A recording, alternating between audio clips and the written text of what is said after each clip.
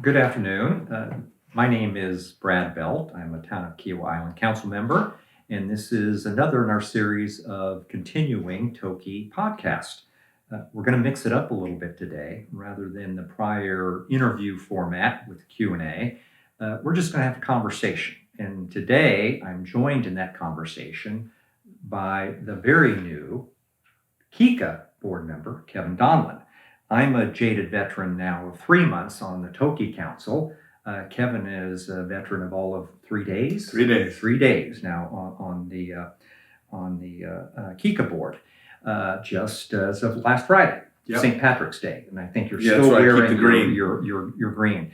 So we're just going to have a conversation about issues of current interest. And Kevin, very interested in your perspective on these. While you're new in this role, you actually have a pretty long history on Kiawah Island, both as a resident as well as a developer. Maybe you can share with us a little bit about your background. Sure. I started coming to Kiawah on vacation probably about 2004. Spent several years with my family. My wife and I decided to buy a place in 2009 in the village of Turtle Beach, which is the home we still use. We're down here about 40% of the year, so I spend the remainder of the year in Charlotte. So unlike a lot of the board members, I am a part-time resident of Kiawah. But I got involved in probably about 2012, about the same time that the island was changing hands from the original, or the middle developer, over to South Street in a project initially as financing the Riverview neighborhood off of Beachwalker, and we ultimately stepped in to finish that construction. So I learned a lot about Kiawah, first as a resident, second as how it works, the development process. I've stayed very involved and interested in Kiawah. I ran for the board 2 years ago. I came in somewhere in the middle, and then I ran again this year and joined 3 days ago. Well, thank you for your good work in Riverview. As a Riverview homeowner, it turned out very well. Great I'm to not hear. sure it was. One could have envisioned how it turned out at the time, but it actually did. So let's talk about a couple of things, Kevin. I kind of really want to start about on the Kika TOKI relationship, to the extent that it exists, what it needs to involve going forward, how we need to cooperate and collaborate. It occurs to me, but I'm interested in your perspective, that there are at least 3 areas where it's critically important that the two organizations work together. One is with regard to security issues. Another is with regard to broadly described island access issues. Kika controls the front gate, but the flow coming to the front gate is on the Kiawah Island Parkway, and some of that goes down Beachwalker Drive, which are town-owned properties. And we've got to collectively manage future growth because not only occurs on island, but off island in Freshfields Village, Andale West, and going up Johns Island. And the third is again, broadly described, protecting our natural environment, both on island and around the island. Interested in your thoughts about Kika's role on those issues kind of generally, and how you see Kika working with TOKI. What are your goals and objectives going forward? Sure. Let me start with the gate, because I talked a lot about that when I was running for the position. I think the gate is literally and figuratively the nexus for a lot of the issues that are happening on the island. And that is everything from security to ARB to just aesthetics. I think for starters, I listened to the podcast from last week, and you talked a lot about the gate. I think the gate does need to be redone. I think it could be prettier. It could be more utilitarian in the way that the lanes are broken up. I personally don't see any option but to put in a traffic circle at some point, because when I'm waiting in traffic, I'm typically waiting for people to turn left out of Beachwalker, and I don't see another way to handle that. But I think also the gate is going to be, there's going to be more discussion in how that is enforced. Kika controls the gate right now. Kika Security manages the gate. So even if we had a circle and it was beautiful, Kika still has a responsibility to track who comes and goes. I think originally it was the residents of Kiawah and the people that were doing work for them. That was easy. Then it was expanded to Cacique. It was expanded to Governor's Club members, and now it's being potentially expanded for other homeowners in South Street Partners developments. So I think that needs some discussion. I think the gates run the same way for a long time. I think we need to get all the parties together and decide what's the best way to run it forward, and how is the gate gonna be applied to those and those in the resort too. Who are we going to let in the gate? Who are we not? Because if we're having overcrowding issues, the gate is a big piece of that, I think. So I think it's worth spending a little time on gate-related issues because there's a lot to unpack there. As you noted, Kika controls access through the gate because every road behind that is private. But Kika's ability to control access is limited to its authority under the Kika covenants. So it doesn't have, in a sense, unfettered discretion to control access. Every homeowner has the ability to bring guests. Every property owner has the ability to bring guests. The resort and the partners are both property owners, so they have the ability to bring guests, at least under the covenants. So but you can kind of, in a sense, control the terms of access, and I think that's probably what we all need to look at going forward. But a couple issues regarding the gate itself. One of the issues that you mentioned in the podcast that the mayor and council member Heidensfelder had last week talked about some thoughts on a holistic approach to looking at the entrance to the island there at the intersection of Kiawah Island Parkway and Beachwalker Drive, where the gate is located, and whether there is a solution that might involve a larger land footprint that exists right now, whether that includes the property that currently holds the real estate office, or you go into where some of the general store is, or on the north side towards Oyster Rake. That's kind of part of what's got to be looked at. The town had a traffic engineer that had made some recommendations, but those recommendations, I think, were largely based on kind of the current land that was what's available now. I think they did look a little bit more broadly than that, but I thought a traffic circle might be one of the more elegant solutions there.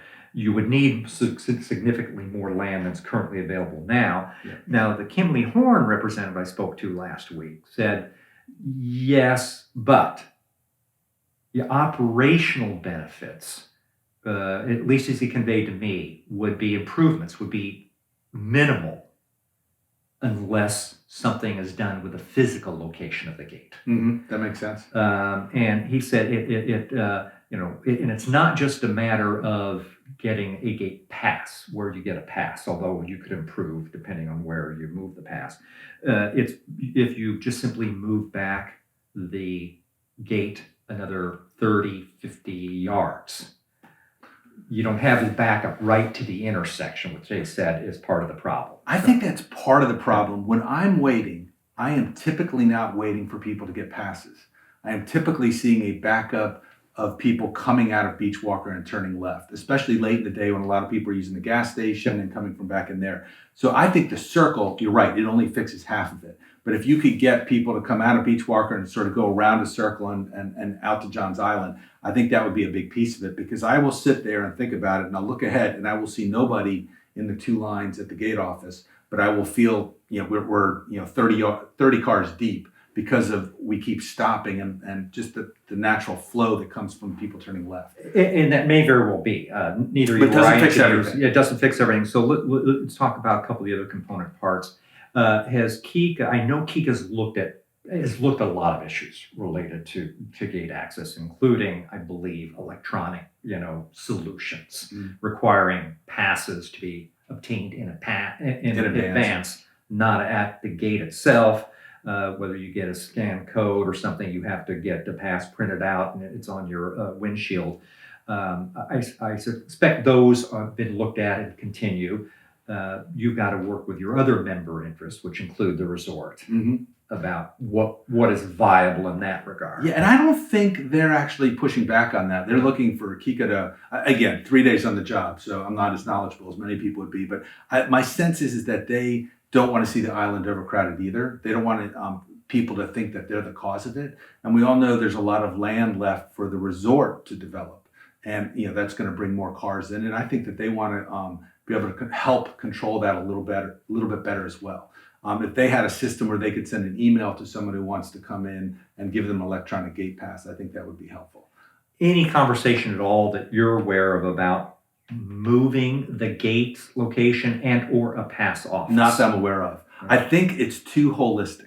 And that was your word a few minutes ago. I used it a lot when I was running for the position. I think no one is going to solve this on their own, because you need the land from the partners, you need the town involved, and you obviously need Kika involved. I think until each of those organizations sit down and start to put together a plan around this specific issue, nothing gets done. I think a lot of people have great ideas, but they never seem to be assembled into a full package or a full solution. So I think what you're doing today is great. We need to start talking about it. I think we need to force the leadership to get together and try to come up with a holistic solution. And that may involve other things. There's a lot of other, things that need to be addressed now on the island. We always talk about ARB. The developer has a lot of control over that. Could we get them to help us with this issue if we help them with that issue? So we'll come to the ARB in a minute. Don't want to jump ahead. But and actually there's an issue. We'll talk about a new joint task force in that regard. But maybe it would be appropriate to establish a joint task force, something more formal, to deal with these island access. Well, issues. so nobody. See, access is a little bit different to me, because it seems like it's all about time and money. I think everybody wants better access to the island. So it's really about, I don't know anyone that's pushing for worse access or less access to the island. So I think you could get a rep from. Well, I'd push back on that, Kevin. I think probably some are saying that there are some people, that should not have. Oh, I agree. That there've been too easy access to Night Heron Park and other. Yeah. I mean, a weaker pass office or a weaker, a less modern. I think the whole thing needs to be modernized, and I think all the resort, the developer, the town, Kika, and the residents probably all would like to see something improved there. So it's really about applying resources. Well, and you talk about the residents. One of the things that seems to have worked pretty well, it was a long time in gestation, is where we've come out with regard to the Andale West. That's not a Kika issue per se, and it's not even directly a town issue right now. It's a Charleston County issue. But that was a process that there was a lot of community pushback through various iterations. But once the community got very engaged in the discussions with the developer and all the stakeholder interests, it actually evolved into I think my view is a pretty good outcome right now. And it strikes me that same thing is possible with regard to looking at, and it's not just the Kiawah Island Parkway and Beachwalker Drive intersection. There are a lot of other issues related to that. But with regard to that intersection, just like Cacique was the most directly impacted by Andale West, you've got Riverview, which you started, and Inlet Cove and others going to be most directly impacted because literally they're right there. So it started with resident concern and pushback, as you said. It ended with engagement and constructive dialogue and negotiation. So how do you get some of these issues out of the pushback or concern phase and into the active negotiation and constructive action? It really takes some leadership from all the leaders on the island to say, you're right, we all recognize we have a problem. Let's break off a few people, because we're all so busy. Break off a few people, let them focus for 6 months, come back with ideas, and try to get some of these things to push forward versus ongoing concern. And that's almost exactly how it ended up working. And it worked. Andale West. And it worked. It wasn't until you actually got to that point that there was, and the catalyst there was a unfavorable vote in Charleston County Planning Commission that got Riverstone to step back and say, wow, we really do need to sit down. But once that process took place, and it took place over a series of months, it probably did take 6 months, and it's still ongoing to some extent, but it led to a good outcome. Yeah. And I think even Chris Corrado, the Riverstone representative, acknowledged at the last council meeting a better outcome, a better plan than they had first brought to the table. Yeah, so I think that's how it should work. Almost, I can't think of an issue where that wouldn't work. I think one of the things is there are a lot of issues on the island right now. There's only so many board members and town council members, et cetera. I think the use of committees is a good thing. I understand years ago, nobody wanted to have committees. They thought, it's too much involvement from the community. I don't think there is such a thing. I think there's a lot of smart people here on Kiawah, and a lot of them have the time and energy to put into it. It's just about how do we get those resources moving in the right way. Well, it's interesting you say that, because I've heard that in times past, the town struggled to get residents that were willing to work on its committees or commissions. I don't think that's an issue now. We actually had a pretty strong slate of candidates running for town council positions. We had a number of candidates recently when we appointed members to the Board of Zoning Appeals and Planning Commission and some other committees. A lot more engagement now on the part of the community. Part of that is the fact that you've simply grown the community. There's a larger pool to draw more people from. to pull from. Yes. But there's also, I think, true that you've found people that are spending a little bit more time here. Some like myself that had too much time on my hands during the pandemic, that started doing a deeper dive into some of these issues and said, wow, we need to pay attention.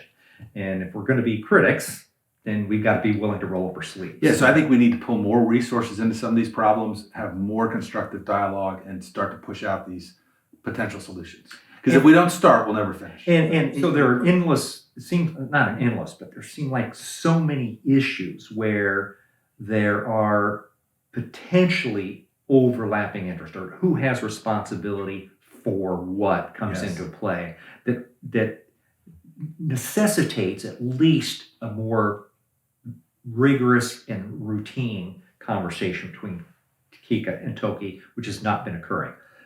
Two or three that come to mind that have just been recently kind of on Kiawah or discussed at Kika board members or town council meetings. One is, for example, with regard to EBikes. Yep. Now, we're not going to solve that problem here, and I don't know quite how you do that, but that's an example where the municipality, town of Kiawah Island, could say, we're fine with e-bikes. We're passing an ordinance that class 1 or class 2 e-bikes are permitted, or some variation thereof. And that would actually then be the law of the town of Kiawah Island. And it would pertain to Kiawah Island Parkway, Freshfields Village, parts of the beach, the public parts of the beach.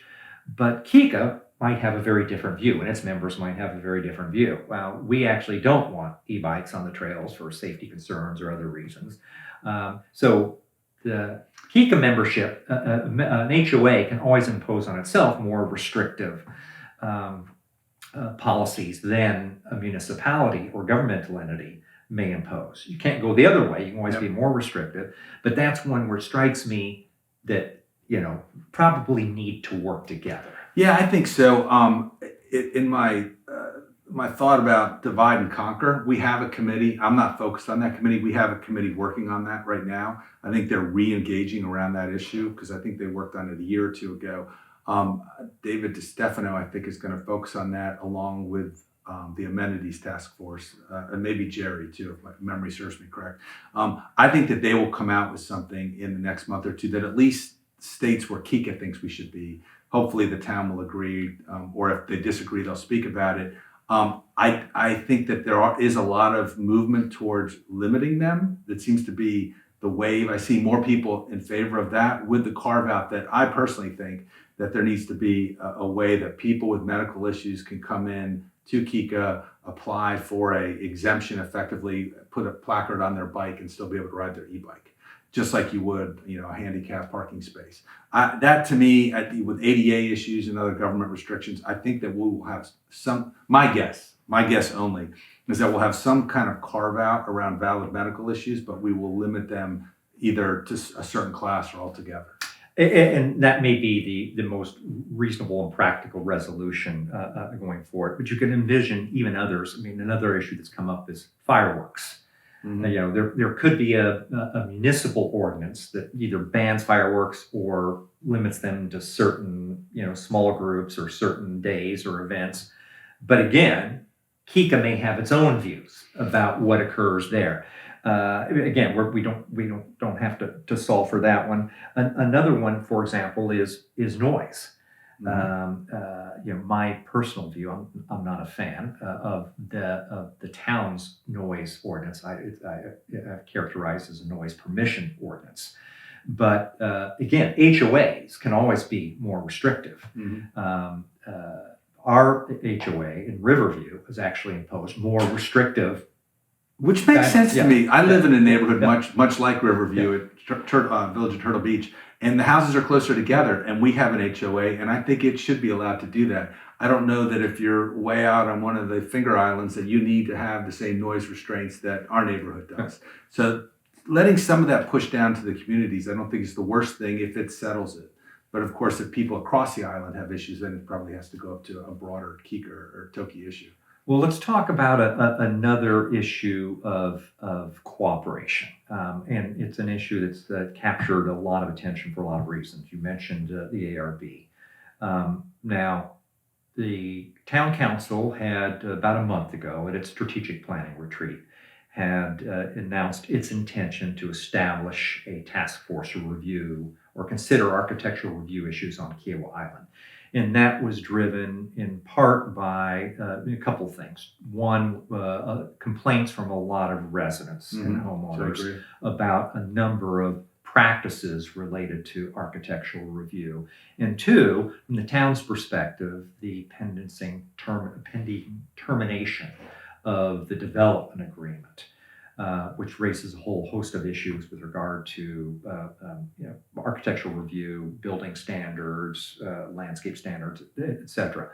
And so we decided at the time that it would be ideal for that to be a joint effort with Kika. So we reached out to Kika, and at last Friday's meeting, the Kika board approved this being now a formal joint TOKI-Kika task force.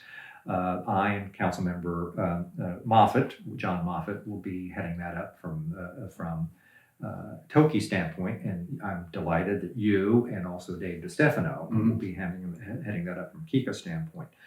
So the issue there is, what do we? I'm interested in your perspective, but I think what we need to do is figure out kind of what the lay of the land is, what the issues are right now. I agree. And then how do we address, there are some issues that probably can and should be addressed in the near term. And then there are a broader set of issues that require perhaps a longer term horizon. Ultimately, where should architectural review reside? Who should have control over that? And even before that, I see it as a three-part. I see our end result as a presentation to the community that says this is what our group came out with. And I see that as three parts initially. One, what is actually in the documents and allowed or not allowed? I think a lot of people have not dug through the documents and don't fully understand what's there, what's not, and how to interpret it. Second, what is actually going on right now? Like, does it follow the documents? Do we agree that it follows the documents? Or does it not? Have we made up things along the way? Is the town or Kika doing things that were never envisioned in those documents? Which would lead to the third of, well, if that's the case, what do we think should be done? And which is where you were going. Who should it sit with? How should it be administered? What rules should change? What actions could Kika take immediately? What could TOKI take immediately versus maybe require other long-term investments? I've heard all sorts of different ideas, but I think that would do a lot. And I think this could be a 3 or 4 month process because all the data is there. We just have to accumulate it. But I think that would do a lot towards bringing the community all onto one page in terms of what's there, what's allowed, and what we could do. And then I think it gets more interesting in the latter half of the year is what are we going to do? Well, and I think, I don't know how much time you've spent on this. I probably spent more time than I should have looking at some of and I've leveraged some of your time. Governance issues on these. I think part of the challenge is addressing, like you said, educating the community about actually kind of what the lay of the land is and what is the role of the different constituencies. We have this something, the town puts out something, Kika does as well, that I find a little bit problematic, this maze of Ks. It's the Kika, TOKI, the Kiawah Partners, Kiawah Island Golf Resort, Kiawah Conservancy, and it suggests an equivalency or an equal role in governance-related issues, when that is not the case. It is not. They are very, very, very different entities. The town is a municipality. It has the role of a municipality, which is to look out for the health, safety, and welfare of its residents.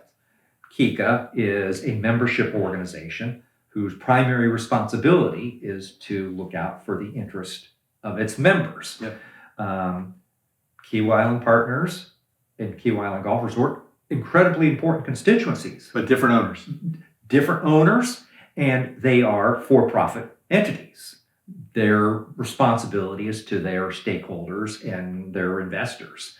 Kiawah Island Conservancy is a separate entity altogether, and it's a nonprofit 501c3 organization. Then you have this little odd stepchild of the Kiawah Island Architectural Review Board, which in the Maze of K's is set up as a separate entity.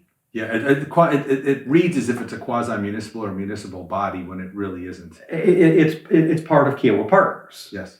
So it's the developer-controlled entity, and I think there's a lot of people just don't really even understand that. Yes, and so I think there's a huge part of this process that could be education and bringing everybody up to speed. And I think once everyone fully understands it, so the conversations won't be about explaining this to people, but all right, now that we all understand, what do we do going forward? My principal thought on all this is that ultimately the architectural review should be governed by someone who's elected.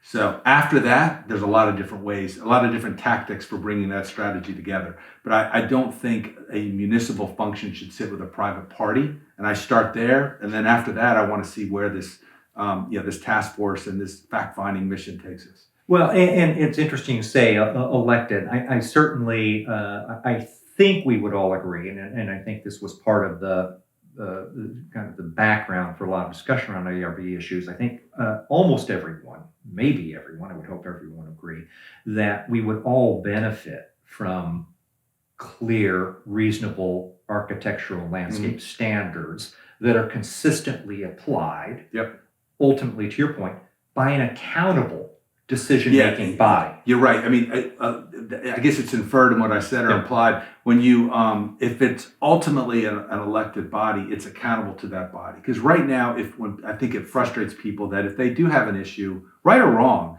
they can only take their issue to a private party who's not obligated to really work with them. Where ultimately, if everything is resolved in the ballot box, it just seems like a better long-term plan for. Certainly, if it were a municipal architectural review committee or board, one that was under the town of Kiawah Island, you'd be subject to all the open meetings laws requirements, procedural requirements that are specified under state law. Under Kika, if it were under Kika, you'd be subject to this Nonprofit Corporation Act, South Carolina Nonprofit Corporation Act, the South Carolina Homeowners Association Act, bylaw requirements, and what have you. So you would have a series of procedural protections and processes as well. Yes. That's not what the case is right now. And even setting all that aside, a homeowner can feel like there's someone that they voted for that they can call to answer their questions or help them if they think they're really being treated badly. And I think it just gives a legitimacy to the whole system. I think the current system is untenable. Not the mechanics on the ground. I haven't even gotten there yet, but just having that type of control sit outside of an elected body. I think we start there, in my opinion. But really where we're starting is education on what was, what is, and a little bit of proposal on what could be.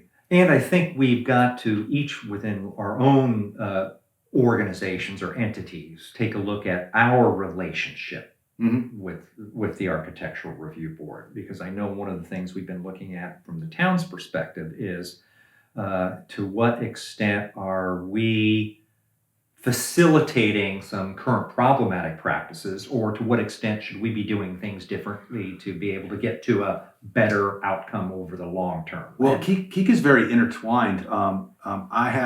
I threw in a call to Kika to ask about a question one day, and they told me to call the ARB.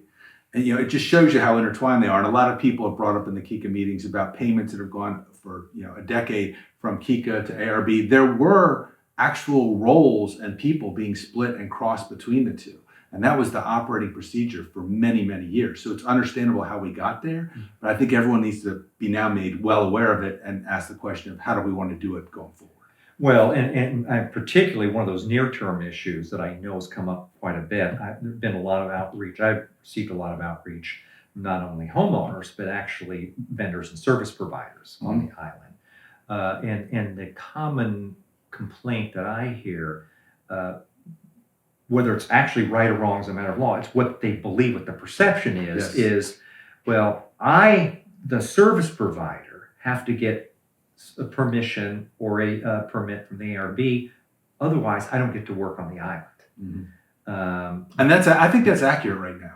Whether it's right or wrong, but I think that is accurate. That's accurate that that's the case, or that's the perception. I think it's a perception, but yes, I think there are people that would be blocked to come on the island if the ARB wanted to block them. But it's Kika that controls access to the island, right? I'm not saying they should be doing it. I'm saying that they are doing it. Okay. The stories I have heard is that, and my understanding is the way it works is Kika will facilitate the ARB to block vendors from coming on the island.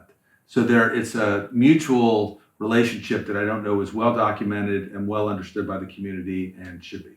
And my sense of having conversations with some of those the people involved in those processes are that just a oft-told answer to a lot of things around here on the island is, well, that's just kind of the way it's always been. Always been. Yeah. Look, Kika's coming up on 50 years. I don't think it's a bad time to revisit many of these things. It's just a matter of getting the resources to work efficiently and actually knocking some of these things down. Well, in fact, you've established a Kika. You're going to be the new representative on the Kika governance task force. Yeah, the old task force had worked. I said the existing task force has worked on that for 2 years.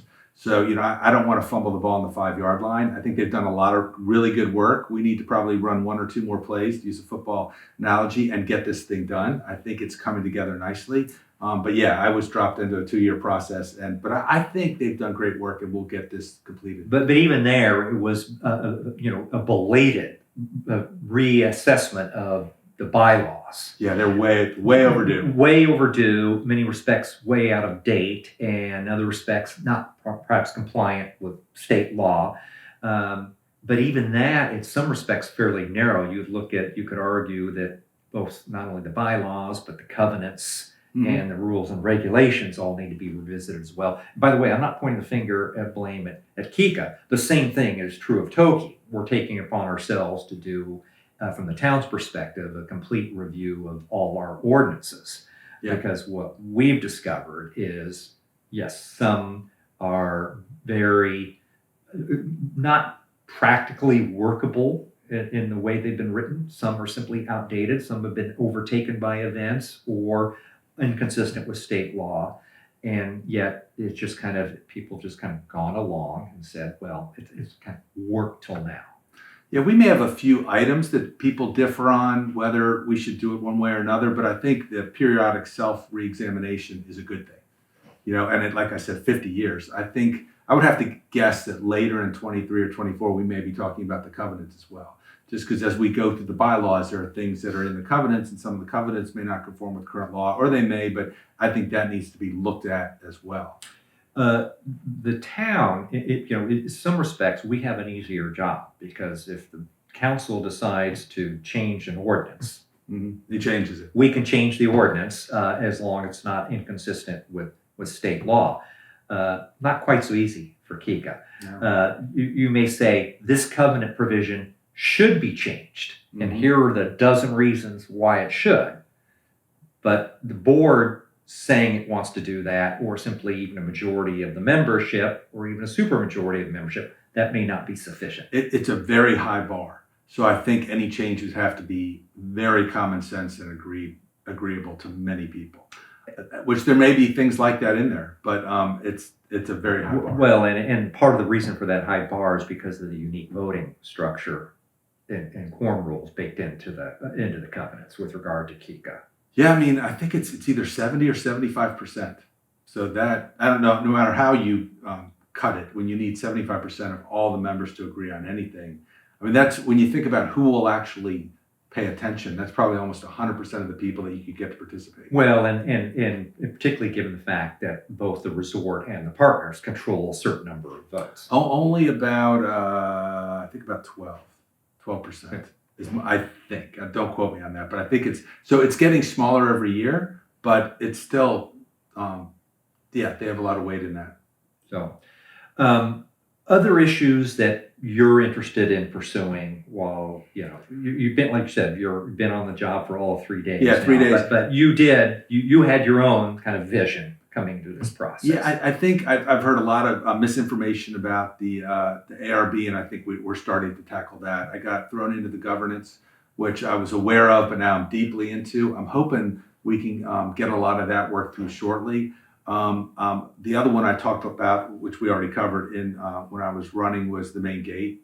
I think that's a nexus of a lot of things. But one of my big pushes when I was running, was getting all the parties re-engaged, speaking to each other and solving these things, because I feel like there's too many things that are handled independently, which means they're probably not being handled at all.